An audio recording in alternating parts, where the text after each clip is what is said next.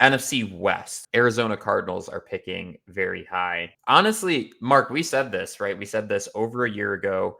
We had a Cardinals fan get really mad at us saying that they were going to be just brutally bad. And honestly, I'd say they weren't brutally bad. They were just bad. And now going into this season, they have a ton of draft capital to work with. Their situation isn't as bad as you'd expect it to be. I mean, they have a franchise QB. They have a good offensive line, some holes to plug up on defense. Where do you see guys being successful with the Cardinals? Yeah, I mean, just because of the sheer amount of picks that they have, they could be really creative in how they want to do this, right? If I'm them, I probably trade some of those early on picks, trade back, get more value, more cap value. Um, I mean, I think it's going to be hard for them to pass on Marvin Harrison Jr. That's where a lot of people have him going. And I just think about Kyler Murray and his, he doesn't have DeAndre Hopkins anymore. He had who is the guy for him in Arizona right now? They don't have one, right? Right. And for so long, the Cardinals were built around Larry Fitzgerald, and just a legendary receiver, one of the best that's ever played the game and ever will play the game. And I think that you got to go and try to address the receiver thing for Kyler to even have a chance to compete. You have to. And I think he's the sure bet guy they're going to take, and he'll be a great fit if that's the case. With him going to Arizona, most likely, the number of Larry Fitzgerald comps that I've heard has actually been pretty low. But honestly, maybe not so much on their play style, but I think you could make a strong argument for their play style. But even their demeanor, right? Like Marvin Harrison's a pretty quiet, seems gentle natured dude. Like that was kind of Larry Fitzgerald's brand as well. So I just kind of think that's funny. That I don't think a lot of people are really making that comp necessarily, but you know why, John? Not to be an ass. Everyone's comparing him to his dad.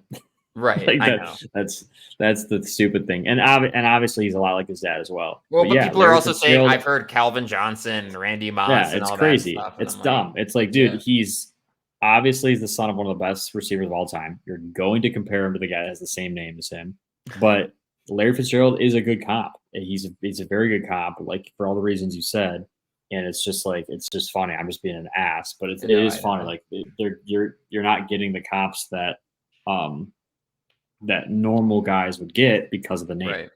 I still think they need to address edge rusher too, right? And so in a potential trade back situation, maybe you look for a guy like Dallas Turner, I think could be successful there. Or if you want, a more fun edge rusher, Leatu Latu, right? Because I mean, he's the most technically sound edge rusher. Fun name, fun guy. I mean, he's just fun to watch as a player. Because, you just wanted to say that name. Sure. Or the fact that he is an absolute technician off of the edge and is a lot of fun to watch on passing downs. So technical answer or fun answer? Both. Technical guy, fun guy. All right.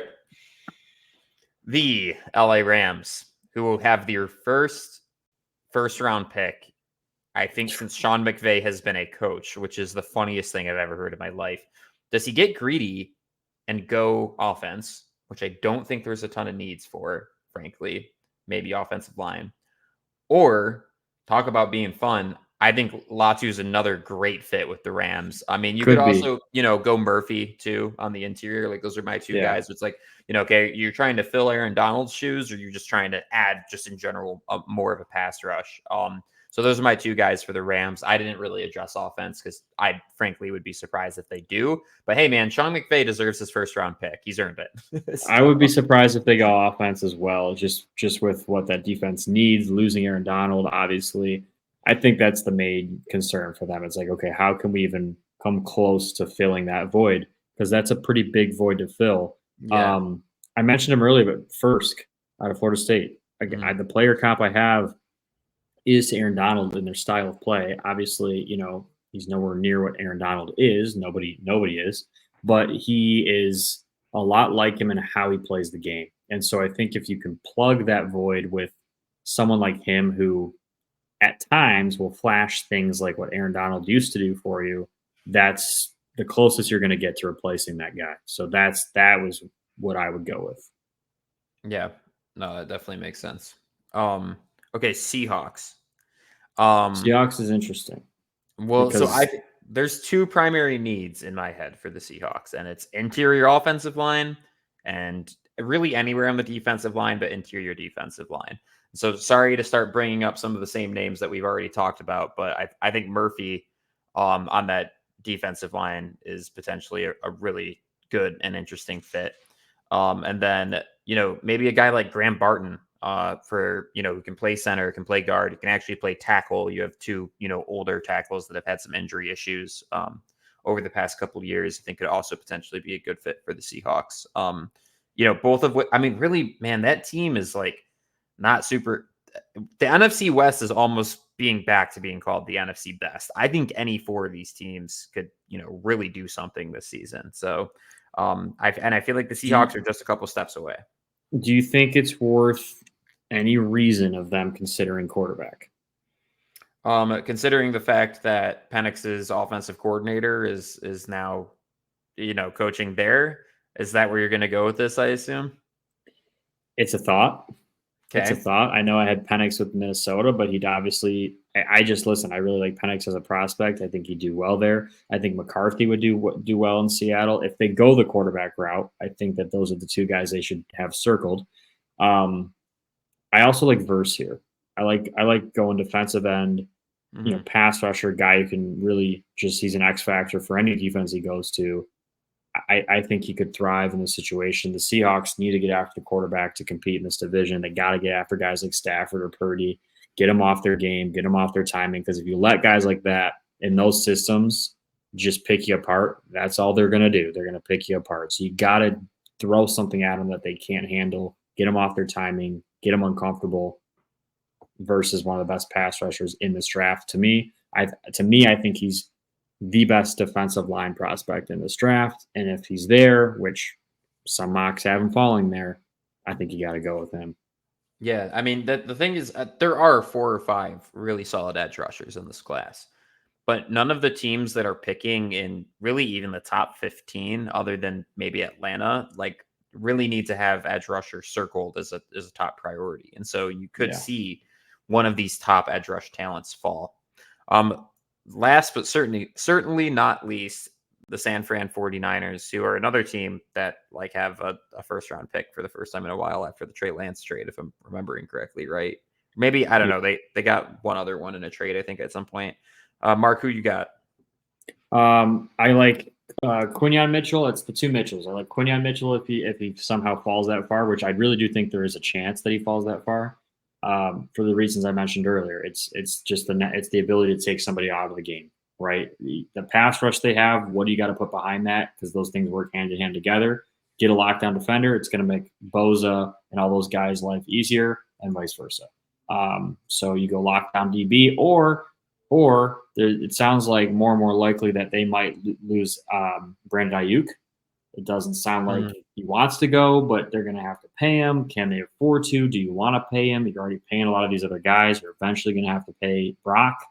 So they're already kind of thinking ahead in 49ers way, which is why they've been good for many years in a row, is because they're always thinking ahead. A.D. Mitchell, I think he'll for sure be there. I really think he'll be there. And if you want to move up a little bit to be safe, I just think he's a great fit because any of those character issues that you're concerned about, John, in terms of him wanting the ball and all that, you put him in a system like this where it is a true team system, he has no choice but to buy into that because he won't succeed if he doesn't in that system. And guys like Debo, guys like Brock Purdy, guys like McCaffrey, Kittle, like they're going to force you to buy into that Shanahan system of we're going to share touches. And some days it's going to be your day, some days it's not, but we're going to win football games. It's hard to bitch when you're winning, and they win. So 100%. I really like that fit for them because he's a talented guy. And if that's the one flag people have on him, I don't think that's going to be a problem in San Francisco. They've had other cultural issue guys go in there, and it's like nothing ever happened. You know what I mean? They just when you're winning, it's not a problem. Yeah, agreed.